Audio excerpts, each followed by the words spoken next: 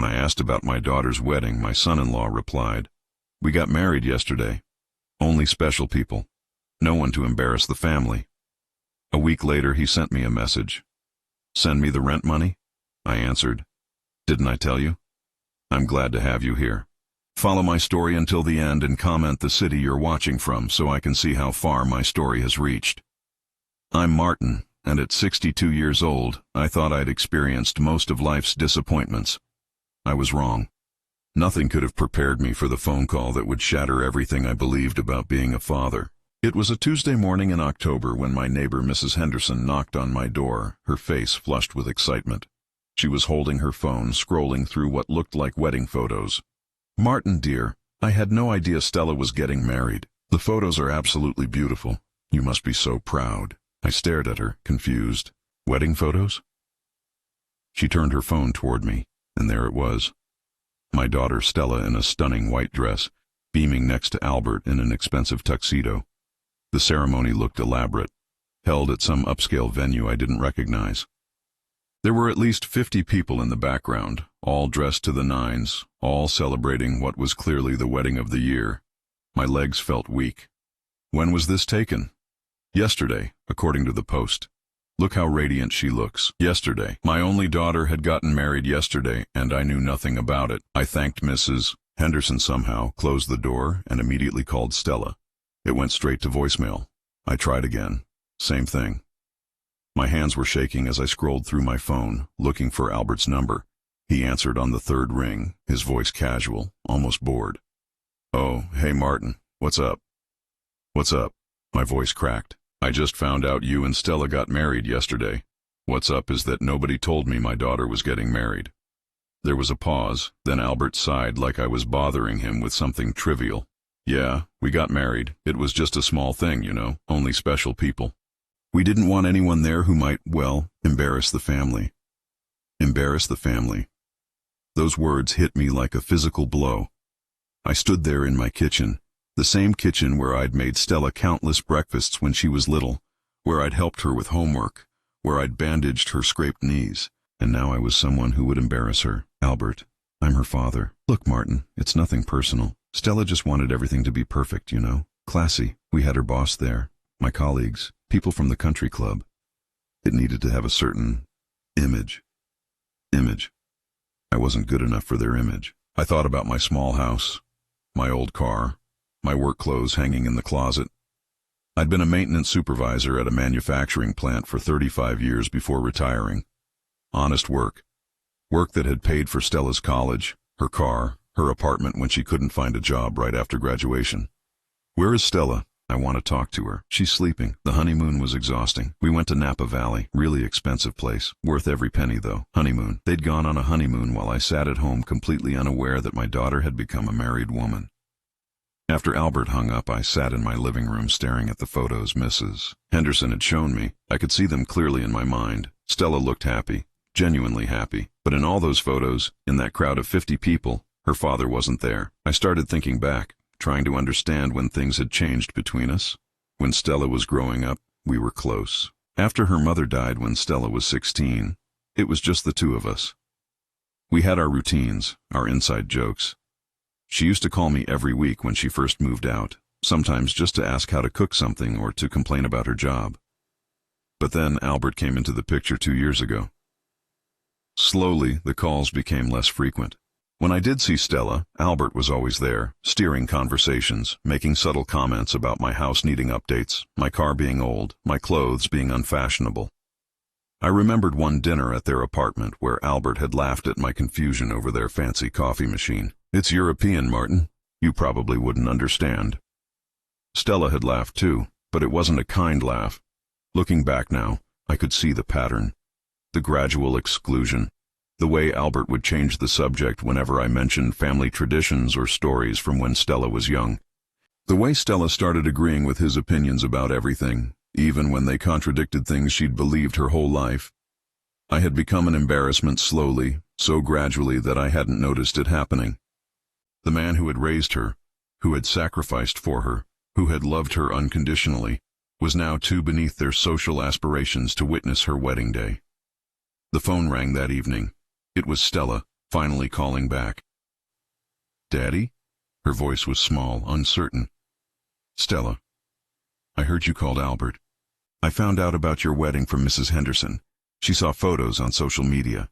Silence stretched between us. I waited for an apology, an explanation, some sign that she understood how deeply she had hurt me. "Daddy, you have to understand, it was Albert's family that paid for everything. They have certain expectations." Even her excuse was about money, about appearances, not about love, not about family, not about the man who had raised her alone after her mother died. "I raised you, Stella. I was there for every scraped knee, every nightmare, every broken heart, and you didn't think I deserved to see you get married?" "It's not about deserving, Daddy. It's about fitting in. Fitting in." I didn't fit into the life she wanted now. The life Albert had shown her was possible if she was willing to leave her past behind. That night I couldn't sleep. I kept thinking about the empty chair where I should have been sitting. About walking her down the aisle, a moment I'd dreamed about since she was little. About the father-daughter dance we'd never have. But what hurt most was realizing that this wasn't a spontaneous decision. They had planned this wedding, sent invitations, chosen a venue, picked a date.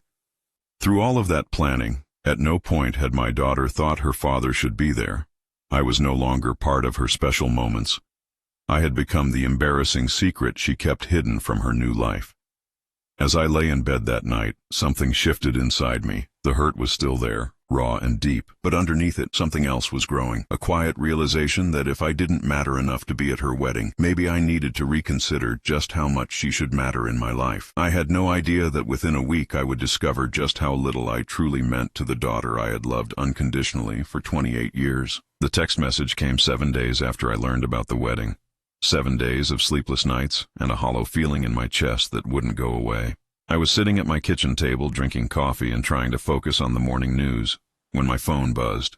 It was from Albert. "Send me the rent money? Send me." I stared at the screen, reading it 3 times before the full audacity of it sank in. No greeting, no acknowledgement of the pain they'd caused, just a demand for money, phrased like it was the most natural thing in the world. My hands trembled as I typed back, "What rent money?" His response came immediately, "For the apartment. It's due tomorrow. Send it to my account." I sat there, phone in hand, feeling something cold settle in my stomach. What apartment? What rent? I called Stella immediately. "Daddy, hi." Her voice was cheerful, like nothing had happened. "Stella, Albert just asked me to send rent money. What's he talking about?" There was a pause, then a nervous laugh. "Oh, that. Well, we've been having some financial difficulties. Albert's between jobs right now, and my salary isn't enough to cover everything." "What does that have to do with me?" Another pause, longer this time. "Well, you've been helping us with the rent for the past few months. I thought you knew that." I felt the blood drain from my face. "I've been what?" "The rent, Daddy. You've been sending us $1,200 every month since June, for the apartment." My mind raced back through my bank statements. There had been withdrawals, yes, $1,200 every month, but Stella had told me those were for something else entirely. "Stella, you told me that money was for your student loans. You said you were having trouble making the payments." Silence. "You said you were struggling with the loan payments, and you didn't want to default. You said it would ruin your credit." "Well," her voice was smaller now, "technically we were struggling financially. You lied to me." "I didn't lie, Daddy. I just simplified the situation." Simplified. She had looked me in the eye for months, spinning stories about student loan hardships, while actually using my money to pay for the apartment she shared with Albert. The apartment where they planned their secret wedding. The apartment I was apparently expected to keep funding while being too embarrassing to invite to their marriage ceremony. "How long, Stella? How long have you been lying to me about what that money was for?" "Since June, but Daddy, we really needed help. Albert's firm laid him off, and I'm barely making enough at the gallery." June. 4 months of lies. 4 months of me believing I was helping my daughter avoid financial ruin, while she was actually funding a lifestyle she couldn't afford with a man who considered me beneath their social circle. "And you never thought to tell me the truth?" "I knew you'd worry, and I knew you'd want to meet with us about budgeting and all that. Albert doesn't really like when you get involved in our finances. Albert doesn't like it. My own daughter was letting her husband dictate whether her father could be involved in financial decisions that directly affected me." I hung up and immediately called my bank, requesting the last 6 months of statements. As I sat there going through them, the full picture became clear. Every month since June, Stella had called with some crisis. The student loans in June, a medical emergency in July that turned out to be Albert's expensive dental work. Car repairs in August that I later learned was actually Albert buying new rims for his BMW. Each time I had transferred the money without question because I trusted my daughter, because I believed she was struggling and needed her father's help, because I loved her enough to sacrifice my own small luxuries to make sure she was okay. But there had been no student loan crisis, no medical emergency, no car trouble, just a young couple living beyond their means and using her father as a personal ATM while keeping him out of their real lives. The phone rang. Albert. Martin, about that rent money, I really need it today. The landlord is being a real pain about late payments. Albert, Stella just told me the truth about what that money has been for. Yeah, well, she shouldn't have. But whatever, the point is we need it. I've got a job interview next week, so this should be the last time. The last time. He said it like I owed him something, like my daughter's lies entitled him to my retirement money. Albert, you didn't think I deserved to know that I was paying your rent? Look, Martin, I don't really have time for drama right now. Just send the money, okay? We'll talk about it later. Drama. Wanting honesty from my own daughter was drama. No. What? I said no. I'm not sending any money. There was a long pause. When Albert spoke again, his voice had changed completely. Gone was the casual dismissiveness. Now he sounded angry. Martin, you can't just cut us off like that. We're family now. Stella's your daughter. You have responsibilities. Responsibilities. To the man who had convinced my daughter I was too embarrassing for their wedding. My responsibility was to raise Stella to be honest and independent. Clearly, I failed at the first part. Jesus, Martin, don't be so dramatic. So we didn't tell you exactly what the money was for. Big deal. The point is, we needed help, and you helped. That's what families do. Is it what families do, Albert? Because in my family, we invite each other to weddings. He hung up. 20 minutes later, Stella called back, crying. Daddy, please don't do this. Albert's really stressed about money, and if we can't pay the rent, we might get evicted. Then maybe you should have thought about that before lying to me for 4 months. I'm sorry, okay? I'm sorry I didn't tell you the truth, but please, we really need this money. Stella, do you have any idea how this makes me feel? You've been taking my money while shutting me out of your life. You got married without telling me, and now you want me to fund the apartment you share with your husband. How does that make sense to you? It's not like that, Daddy. Then explain to me what it is like. Albert says you wouldn't understand our lifestyle, that you'd judge our choices. What choices, Stella? Living beyond your means? Lying to your father? Excluding family from the most important day of your life? You're being mean. Mean. I was being mean for expecting honesty and basic respect from my own daughter. That evening I did something I should have done months ago.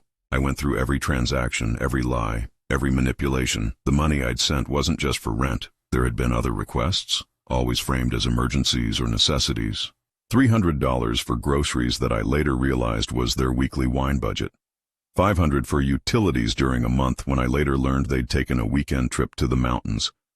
$800 for car insurance that coincided perfectly with Albert buying a new sound system for his BMW. In total, over the past 4 months, I had sent them $7,800, money from my retirement savings, money I had planned to use for home repairs, for a small vacation, for the security that comes with having a financial cushion at 62.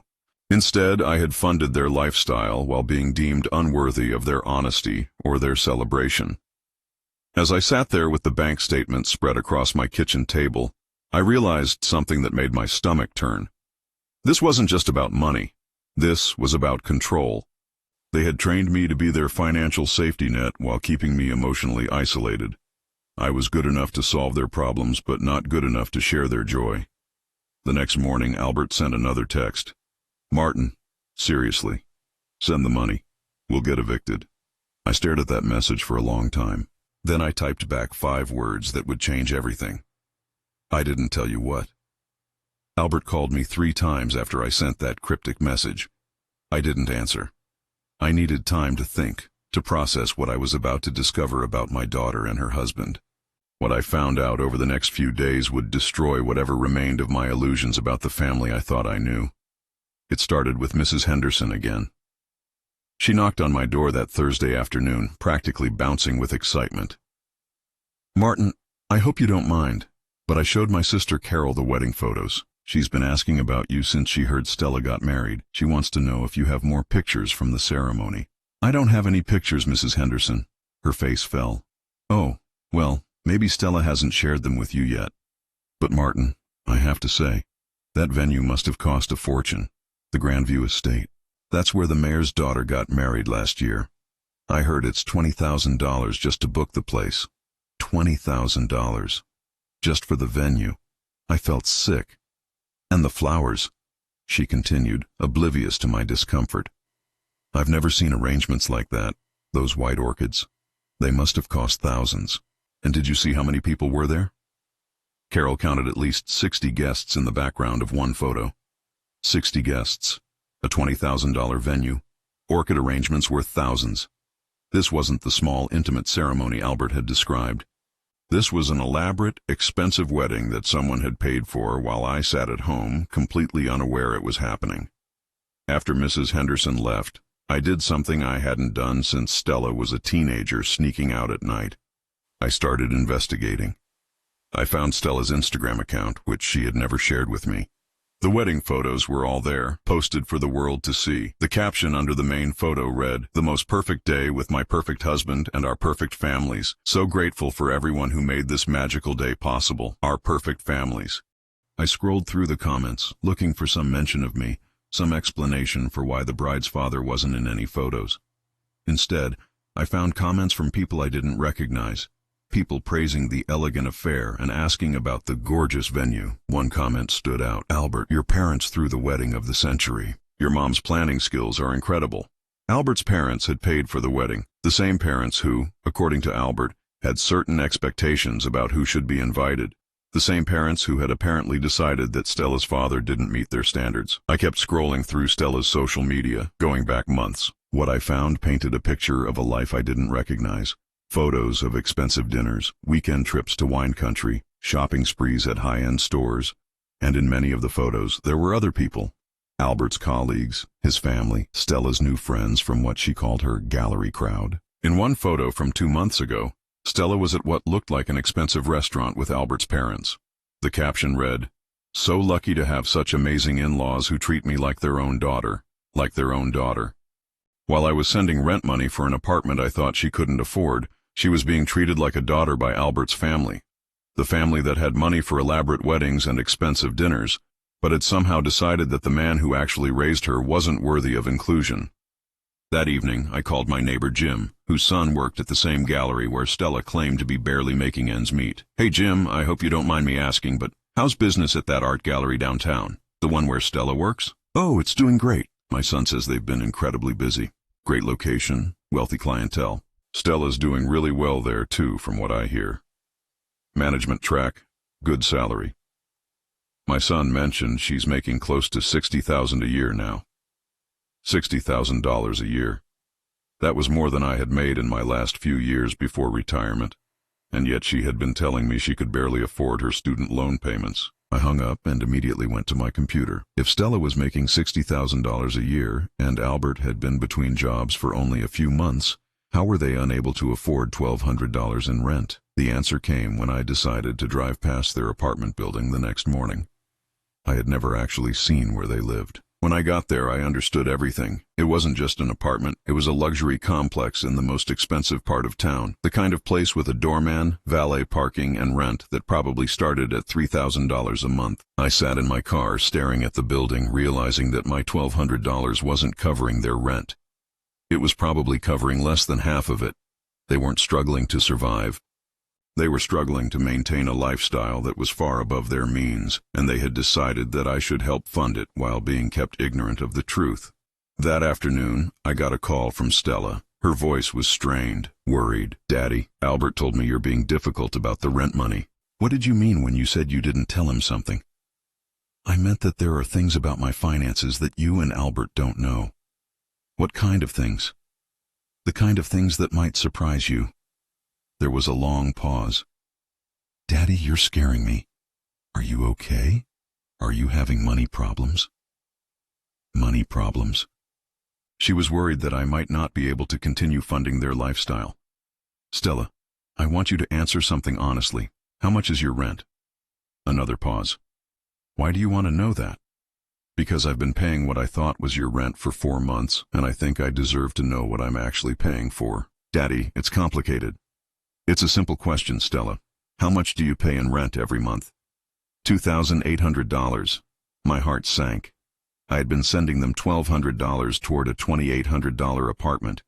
An apartment that, combined with Stella's $60,000 salary, they should have been able to afford without my help if they had made reasonable choices.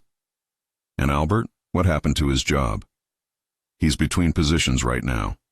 When did he lose his job? In April. April. He had been unemployed since April, but they hadn't asked for my help until June. That meant they had tried to maintain their expensive lifestyle for 2 months before deciding to bring me in as their financial backup plan. Stella, if Albert hasn't worked since April and you make $60,000 a year, why do you need my money? Daddy, $60,000 isn't as much as it sounds like. And Albert has certain expectations about how we should live. Expectations. Albert expected to live in a luxury apartment and maintain an expensive lifestyle even while unemployed. And my daughter had decided that I should help make that possible. What about Albert's parents? They paid for your wedding. Can't they help with living expenses? They don't believe in enabling dependency. They think Albert should figure things out on his own. The irony was stunning. Albert's wealthy parents wouldn't enable their son's poor financial choices, but they expected Stella's father to do exactly that. And Stella had gone along with it, lying to me for months to ensure the money kept flowing. Stella, I need you to understand something. I've been living on a fixed income since I retired. The money I've been sending you has come from my savings. Money I set aside for emergencies, for home repairs, for the possibility that I might need medical care I can't afford. I know, Daddy, and we're grateful. Are you? Because grateful people don't usually lie about what they need money for. Grateful people don't exclude their father from the most important day of their lives. That wasn't about being grateful or not grateful. That was about Albert's family and their expectations. So Albert's family's expectations matter more than your father's feelings? She didn't answer right away. When she finally spoke, her voice was quiet. Daddy, I love you, but Albert is my husband now. I have to think about our future, about fitting into his world. Fitting into his world, the world where I was too embarrassing to be seen but wealthy enough to be useful. That night, I made a decision that would change everything. I opened my laptop and began researching something I had never thought I would need to know about: how to protect myself from financial manipulation by family members. What I learned was enlightening and heartbreaking. There were entire websites dedicated to helping people who had been financially exploited by their own children. Stories from parents who had discovered too late that their generosity had been taken advantage of by adult children who saw them as nothing more than a source of money. I also learned something else, something that made my blood run cold. According to one website, financial exploitation often escalated. Adult children who successfully manipulated one parent for money often became more demanding, more entitled, more creative in their requests. They frequently involved spouses or partners in the manipulation, creating a united front designed to maximize the financial benefit while minimizing the emotional connection. The pattern was predictable. Start with legitimate-sounding emergencies, gradually increase the frequency and amount of requests, involve emotional manipulation about family loyalty, and always maintain that the parent was obligated to help because of their relationship. Reading those words, I realized that Albert's demand for rent money wasn't the end of something. It was the beginning. If I continued to enable this behavior, it would only get worse. But I also realized something else, something that gave me the first glimmer of hope I had felt since learning about the wedding. I wasn't powerless in this situation. I had something they needed, and I had the right to control how it was used. For the first time in months, I held the cards in this relationship. The question was, what was I going to do with that power? The confrontation I'd been dreading came on a Saturday morning. I was in my garage, organizing tools I hadn't used in months, when I heard a car door slam in my driveway. Through the window, I saw Albert's BMW parked behind my old Honda. Both Albert and Stella were getting out, and neither looked happy. I had been expecting this visit since I stopped responding to their calls 3 days ago. After Albert's last angry voicemail demanding to know what my cryptic message meant, I knew they would eventually show up in person. They didn't knock. Stella used her key, the one I had given her years ago for emergencies. I heard the front door open and their voices carrying through the house. Dad, we need to talk. I walked into the living room to find them both standing there. Stella looked nervous, fidgeting with her purse strap. Albert looked angry, his jaw set in a way that reminded me of a teenager about to throw a tantrum. "Sit down," Albert said, gesturing to my own couch like he owned the place. "I'm fine standing," I replied. "Martin, we need to clear some things up," Albert continued, his tone condescending. "This game you're playing, this mysterious message thing, it's getting old. We need the rent money, and we need it today." "What game, Albert? Don't act stupid. That message about not telling me something. What were you talking about?" I looked at Stella, who was staring at the floor. "Did you tell him about our conversation? About the real cost of your rent?" She nodded without looking up. "Good. Then he knows that I've been paying less than half of your actual living expenses while thinking I was covering your basic needs." Albert's face flushed red. "So what? You're her father. You're supposed to help." "Help with what, Albert?" "Help you live beyond your means. Help you maintain a lifestyle you can't afford." "We're not living beyond our means. We're living appropriately for our social circle." "Our social circle. The social circle that didn't include me." "Albert, you've been unemployed for 6 months. Stella makes a good salary, but not enough to cover a luxury apartment and the kind of lifestyle I've seen on her social media. You're absolutely living beyond your means. That's temporary. I have job prospects. For 6 months, you've had job prospects. Meanwhile, I've been subsidizing your life while being told I'm too embarrassing to attend your wedding." Stella finally looked up. "Daddy, that's not fair." "What's not fair, Stella?" "That I'm upset about being excluded from your wedding, or that I'm questioning why I should pay for an apartment I'm not allowed to visit." "You can visit anytime you want." "Can I? When, Stella? When have you ever invited me over? When have you ever said, 'Dad, come see our place'? In 4 months of paying your rent, have you ever once suggested I see where my money is going?" She opened her mouth, but nothing came out. Albert stepped forward, his voice getting louder. "Look, Martin, I don't know what kind of head games you're trying to play, but this is simple. Family helps family. You help us, we appreciate it, everyone moves on." "And what do I get in return, Albert?" "What do you mean?" "I mean, in this family arrangement where I help you, what do I get? Honesty? Respect? Inclusion? Because so far, all I've gotten is lies and exclusion. You get the satisfaction of helping your daughter. Do I? Because it doesn't feel like I'm helping my daughter. It feels like I'm enabling 2 adults who refuse to live within their means." Albert's composure finally cracked. "You know what your problem is, Martin? You're bitter. You're bitter because we have a better life than you do. And instead of being happy for us, you want to drag us down to your level." The words hit like a slap. Drag them down to my level. This from a man who hadn't worked in 6 months but still expected to live like he had a 6-figure income. "Albert, what level is that exactly? The level where I pay my own bills? The level where I don't lie to my family? The level where I treat people with basic respect? The level where you live in a tiny house and drive a 15-year-old car and act like that's something to be proud of?" "I am proud of it. I paid for that house myself. I earned every payment on that car. I've never asked anyone else to fund my lifestyle." Stella stood up suddenly, tears in her eyes. "Stop it, both of you. This isn't helping anything." "You're right, Stella. It's not helping. What would help is honesty. What would help is being treated like family instead of like a bank." "We do treat you like family, Daddy." "No, you don't. Family members get invited to weddings. Family members get told the truth about why they're being asked for money. Family members get treated with respect." Albert sat down heavily, running his hands through his hair. Fine, Martin. You want the truth? Here's the truth. My parents have money, but they've cut me off because they think I'm irresponsible. Stella's job pays okay, but not enough for the kind of life we want to live. We need help, and you're the only family member who's willing to provide it." Finally, honesty. Brutal, selfish honesty. "So I'm not family, Albert, I'm a resource." "That's not what I said." "That's exactly what you said. Your parents won't enable your poor choices, so you found someone who would. And you found that someone by having my daughter lie to me about what the money was for." Stella was crying now. "Daddy, please, we really do need help. If we get evicted, I don't know what we'll do."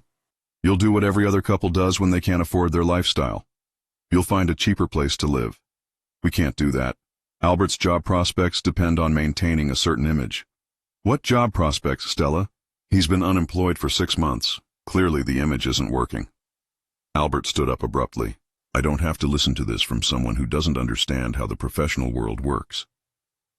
"You're right, Albert. I don't understand how the professional world works.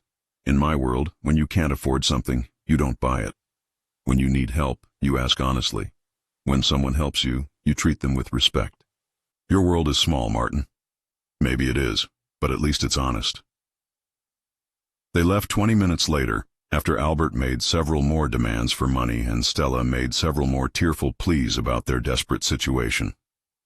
I watched them drive away in Albert's BMW, probably heading back to their luxury apartment, and I felt something I hadn't expected. Relief. For months I had been carrying the weight of their financial problems that, I now realized, were entirely self-created. They weren't struggling because of bad luck or unforeseen circumstances. They were struggling because they had chosen to live a lifestyle they couldn't afford and expected someone else to subsidize it. That evening, I did something I hadn't done in years. I called my brother Robert in Phoenix. "Martin, good to hear from you. How are things?" "They've been better, Rob. I need some advice." I told him everything. The secret wedding, the lies about the money, the confrontation that morning. Robert listened without interrupting, occasionally making small sounds of disbelief. "Jesus, Martin, I'm sorry. That's brutal. The thing is, Rob, I don't know what to do. She's still my daughter." "Is she? I mean, I know she's your biological daughter, but is she acting like your daughter?" The question hit me hard because I knew the answer. "What would you do, Rob?" "Honestly, I'd cut them off completely, but that's easy for me to say since it's not my kid. But what if she really does get evicted? What if they end up homeless?" "Martin, they won't end up homeless. Albert's parents have money. Stella has a job. They have options. They just prefer the option where you pay for their choices." After I hung up, I sat in my living room thinking about what Robert had said. They had options. They weren't helpless victims of circumstances beyond their control. They were adults who had made a series of poor decisions and were looking for someone else to bear the consequences. But there was something else bothering me, something that went beyond the money and the lies. It was the way Albert had spoken to me in my own home. The casual disrespect, the assumption that he could make demands of me, the suggestion that my life was somehow inferior to theirs. I had spent my entire adult life working hard, saving money, living within my means. I had raised a daughter on my own after my wife died, sacrificing my own wants to make sure Stella had what she needed. I had never been rich, but I had always been honest, always been responsible, always been there for the people I loved. And now I was being told that my life was small, by a man who couldn't hold a job and expected his father-in-law to pay his bills. That night, I made a decision that would change everything. I wrote a letter to Stella, explaining exactly how I felt and exactly what I was going to do. I didn't mail it that night. I wanted to sleep on it, to make sure I was making the right choice. But as I lay in bed, I realized something important. For the first time in months, I felt like myself again. Not like a walking ATM. Not like an embarrassing relative. Not like someone whose only value was financial. I felt like a man who deserved better than what he was getting from the people who were supposed to love him most. The next morning, I mailed the letter. In it, I told Stella that I would no longer be sending money for any reason. I told her that when she was ready to have an honest relationship with her father, she could call me, and I told her that I loved her, but I wouldn't allow myself to be used anymore. 3 days later, my phone started ringing. I didn't answer. I wasn't ready to hear the arguments, the pleas, the accusations. I needed time to get used to the idea that I had finally stood up for myself. What I didn't know was that my decision would force a confrontation that would reveal just how deep the manipulation went and how far Albert was willing to go to maintain control over the situation.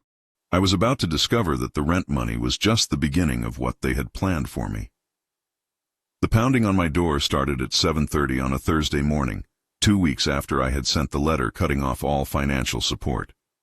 I was in my kitchen making coffee when the violent knocking began, followed immediately by Albert's voice shouting my name.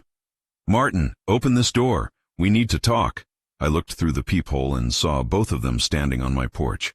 Albert was pacing like a caged animal, his face red with anger. Stella stood behind him, and even through the distorted view of the peephole, I could see she had been crying.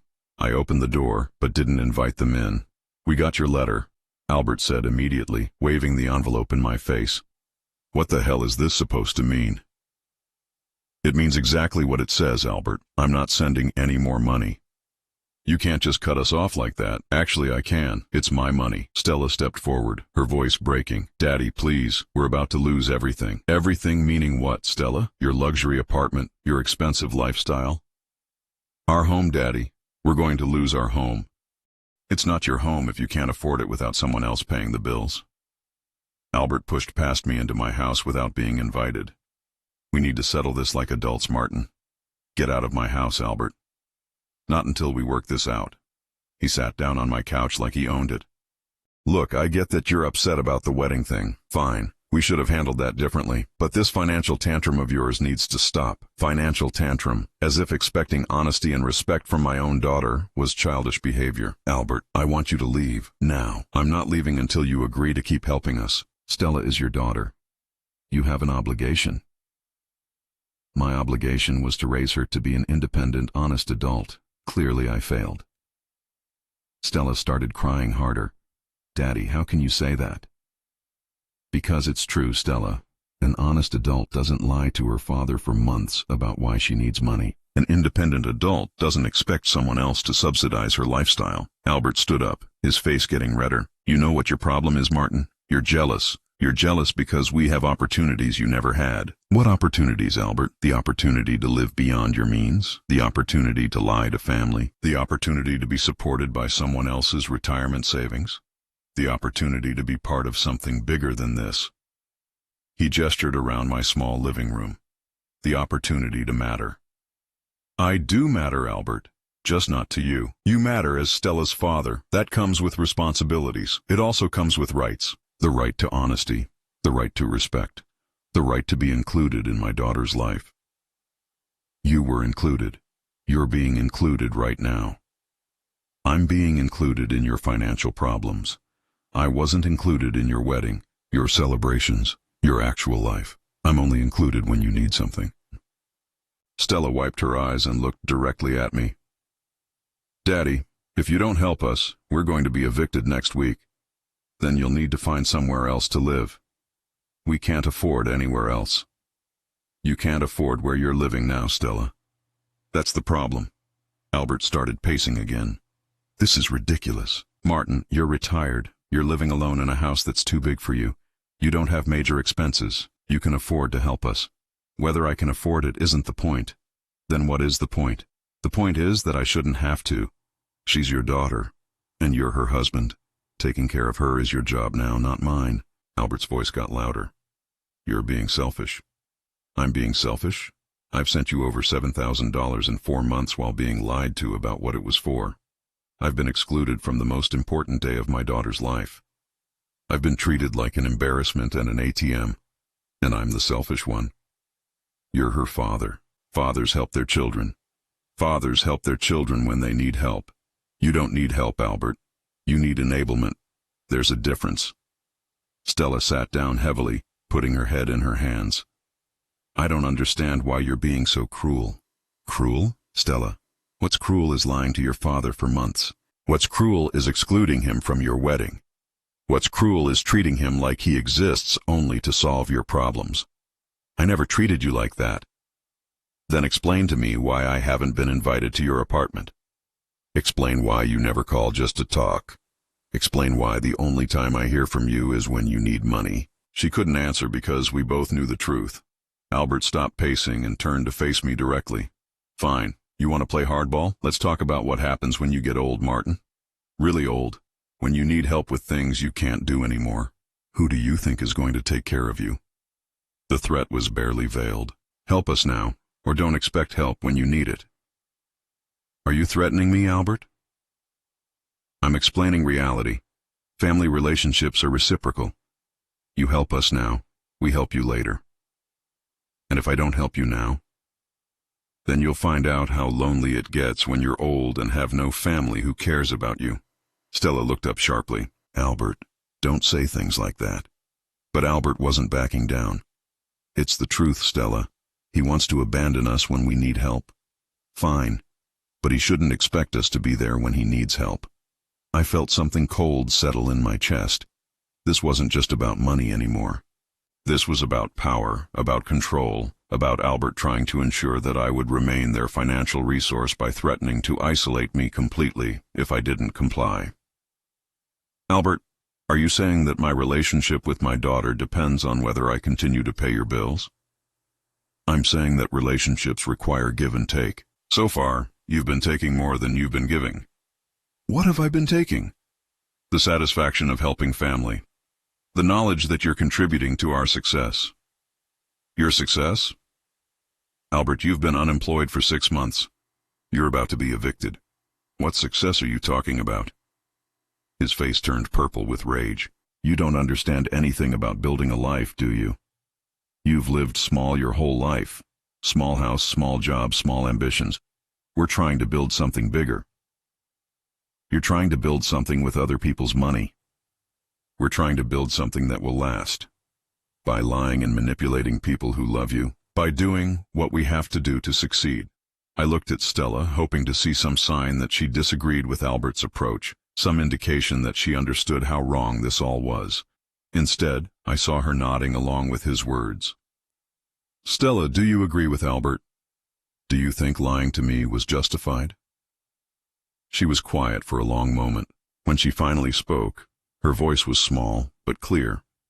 I think we did what we had to do to survive. Survive. They had been surviving in a luxury apartment, taking expensive trips, living a lifestyle far above their means, all while telling me they were struggling to pay basic bills. And you think it's right to threaten me with abandonment if I don't continue to fund your lifestyle? Another long pause. I think families should support each other, even when that support is based on lies, even when it's complicated. That was when I knew, really knew.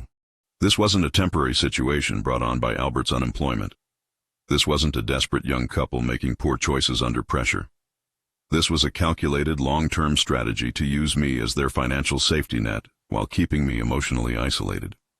Albert had trained my daughter to see me as a resource rather than as a father. He had convinced her that lying was acceptable if it served their purposes, and he had made it clear that my value to them was entirely dependent on my willingness to continue funding their choices. I want both of you to leave, I said quietly. Martin, we're not done talking, Albert replied. Yes, we are. Get out of my house. You're making a mistake, Albert said as he headed toward the door. A big mistake. Don't come crying to us when you realize what you've thrown away. Stella stopped at the door and turned back to me. Daddy, please, just think about it. We really do need help. What you need, Stella, is to learn how to live within your means. What we need is for you to act like a father. I have been acting like a father. I raised you. I supported you. I loved you unconditionally. But being a father doesn't mean being a permanent ATM. It means being there when your family needs you. I was there, Stella. I was there for 26 years. But you decided I wasn't good enough to be there for your wedding day. She started crying again, but this time I didn't comfort her. I couldn't, because I finally understood that her tears weren't about sadness or regret. They were about frustration that her manipulation wasn't working anymore. After they left, I sat in my living room for a long time, thinking about Albert's threat. The suggestion that my relationship with my daughter was contingent on my financial support. The implication that I would be abandoned in my old age if I didn't continue to enable their poor choices. I realized that Albert had revealed something important. He had shown me that in his mind, and apparently in Stella's mind, I had never been valued for who I was. I had been valued for what I could provide, the father who had raised her, who had sacrificed for her, who had loved her unconditionally, wasn't enough. The only version of me that mattered to them was the version that wrote checks and asked no questions. That evening I did something I had been putting off for weeks. I called a lawyer, not because I wanted to take legal action against them, but because I wanted to protect myself. Albert's threat about my future care had been clear enough. If I was going to be on my own as I aged, I needed to make sure my assets were protected and my wishes were clearly documented. I also needed to make sure that if something happened to me, my money wouldn't automatically go to people who had already proven they couldn't be trusted with it. As I made that call, I realized something that should have made me sad, but actually made me feel relieved. I was finally free to make decisions based on what was best for me, rather than what would keep my daughter and her husband happy. For the first time in months, I was putting myself first, and it felt like the right thing to do. 6 months passed before I heard from them again. 6 months of quiet mornings, peaceful evenings, and the gradual return of my self-respect. I had settled into a routine that felt healthy for the first time in years. Morning walks, coffee with neighbors, working in my garden, reading books I had been meaning to get to for decades. I thought about Stella often, but the sharp pain of her betrayal had faded into something more manageable. A sadness for what we had lost, but also a relief that I was no longer walking on eggshells, waiting for the next financial crisis that would somehow become my responsibility. Then, on a Tuesday in April, my phone rang. It was a number I didn't recognize, but something made me answer. "Mr. Holloway, this is Detective Sarah Chen with the County Sheriff's Office. I'm calling about your daughter, Stella Morrison." My heart stopped. "Is she okay? Has something happened?" "She's fine, sir. But I need to ask you some questions about your relationship with her and her husband." "What kind of questions?" "We've received reports of elder financial abuse. Your name came up as a potential victim." Elder financial abuse. The words hung in the air like a diagnosis I hadn't expected. "I'm not sure I understand, Detective. Could we meet in person, Mr. Holloway? I think it would be easier to explain face to face." An hour later, Detective Chen sat in my living room, a woman in her 40s with kind eyes and a no-nonsense manner. She pulled out a small notebook and looked at me carefully. "Mr. Holloway, we've been investigating Albert Morrison for several months now. His name has come up in connection with multiple cases of financial manipulation involving family members. Multiple cases.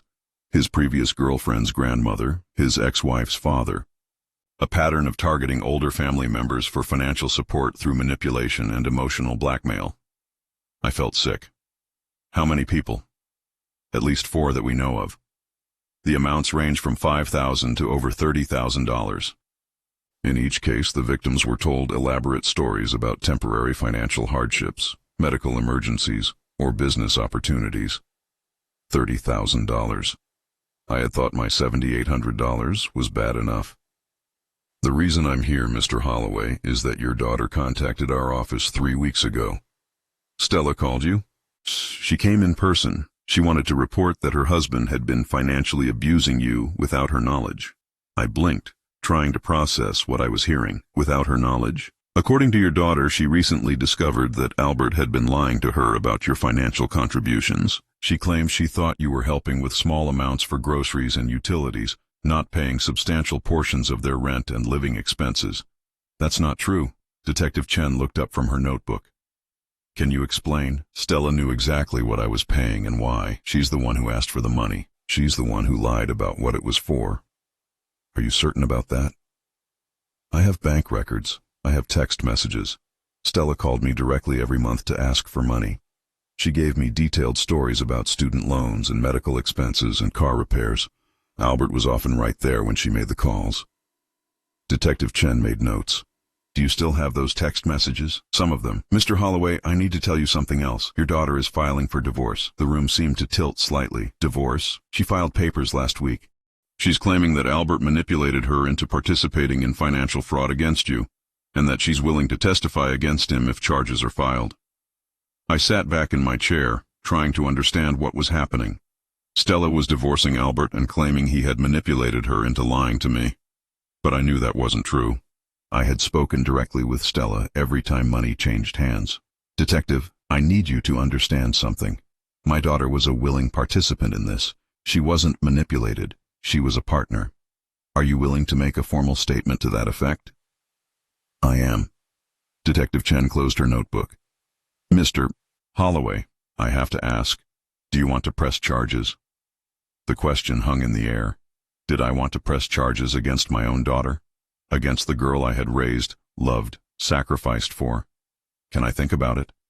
Of course, but I should tell you, if you don't press charges, Albert will likely face minimal consequences, and your daughter's divorce attorney is already working on the narrative that she was an innocent victim of her husband's manipulation. After Detective Chen left, I sat in my garden for hours, thinking about what she had told me. Stella was trying to rewrite history, to paint herself as another victim of Albert's schemes rather than as a willing participant. The worst part was that it was a smart strategy. Everyone would want to believe that a daughter had been manipulated into betraying her father, rather than accepting that she had made a calculated choice to prioritize money over family. But I knew the truth. I had been there for every phone call, every tear-filled story about financial hardship, Every manipulation designed to make me feel guilty for having boundaries.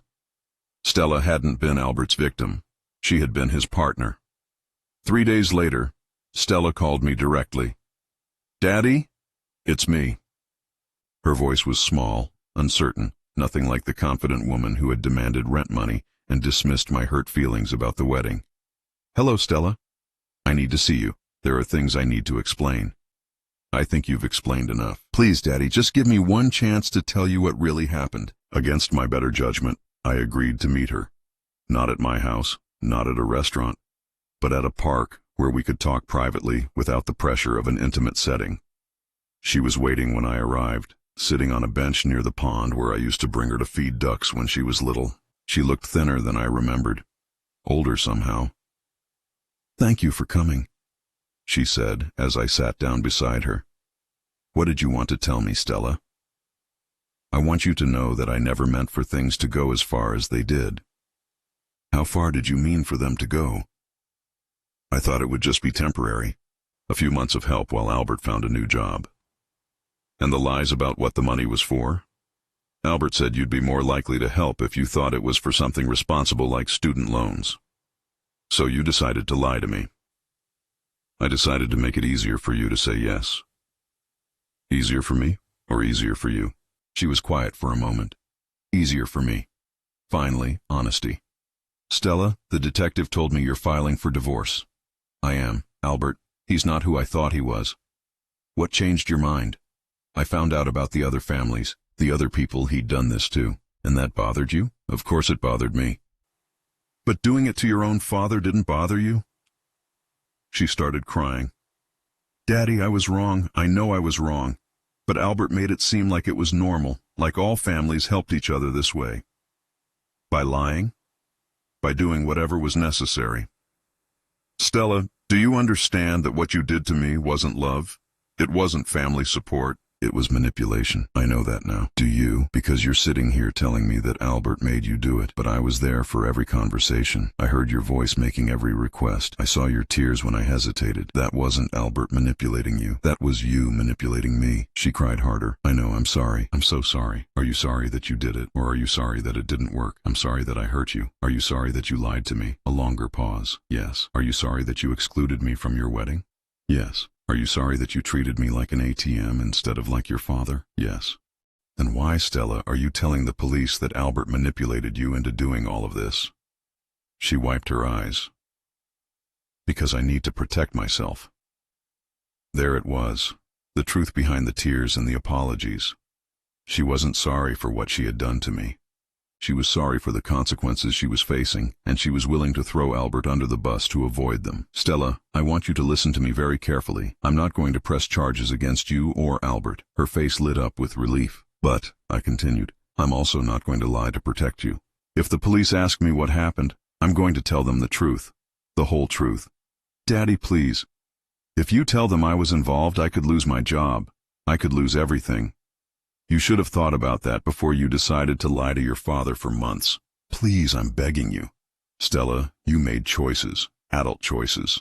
You chose to lie, to manipulate, to exclude me from your life while taking my money. Those choices have consequences. But I'm your daughter." "Are you?" "Because daughters don't usually treat their fathers the way you treated me."